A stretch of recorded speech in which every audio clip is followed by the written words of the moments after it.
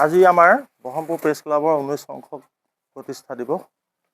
18টা বসন্ত অতিক্ৰম কৰি বহৰমপুৰ প্ৰেছ ক্লাবে 19 বৰ্ষত ভৰি দিলে। আজি পুৱা প্ৰথমতে আমি প্ৰেছ ক্লাবৰ পতাকা উত্তোলন কৰোঁ।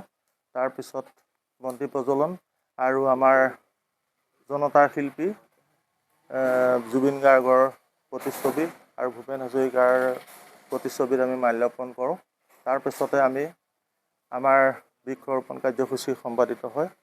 তাৰপিছতে আমাৰ প্ৰেছ ক্লাবৰ ইয়াতে এক মত বিনিময় অনুষ্ঠান, সেই মত বিনিময় অনুষ্ঠান আমাৰ অনুষ্ঠিত হৈ যায়।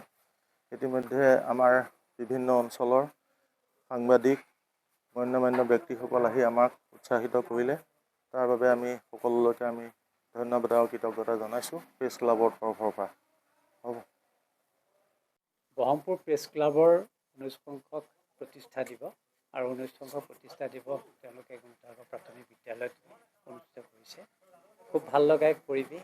বিশেষতে 19 সংখ্যক প্ৰতিষ্ঠা দিৱসৰ লগত সংগতি ৰাখি তেখেতসকলে মত বিনিময় এক অনুষ্ঠান অনুষ্ঠিত কৰিছে আৰু এই মত বিনিময় অনুষ্ঠানৰ জৰিয়তে সাংবাদিকসকলৰ মনৰ ভিতৰত থকা কথাখিনি আৰু ৰাইজে সাংবাদিকসকলক লৈ কি ইতিবাচক বা নেতিবাচক ভাৱ ধাৰণা লয় এই সম্পৰ্কত তেওঁলোকে এক মত বিনিময় অনুষ্ঠান কৰিছে। খুব ভাল লাগে, কাৰণ কিয়নো ৰাইজেও তেওঁলোকৰ মনৰ ভিতৰৰ কথাখিনি প্ৰকাশ কৰিবলৈ সুবিধা পালে আৰু সাংবাদিকসকলেও যি দুখ বেদনা ইমান দিনে তেওঁলোকৰ কৰ্মক্ষেত্ৰত যি পাই থকা এই সমস্তখিনি নেতিবাচক কথা তেওঁলোকৰ ৰাইজৰ আগত প্ৰকাশ কৰিবলৈ সুবিধা পাইছে।